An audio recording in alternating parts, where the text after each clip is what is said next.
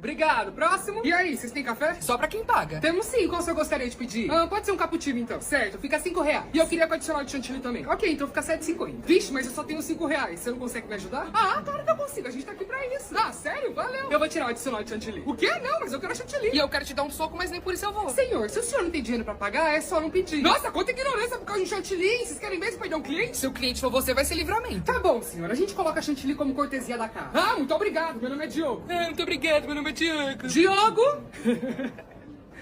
Diogo Cappuccino? Diogo?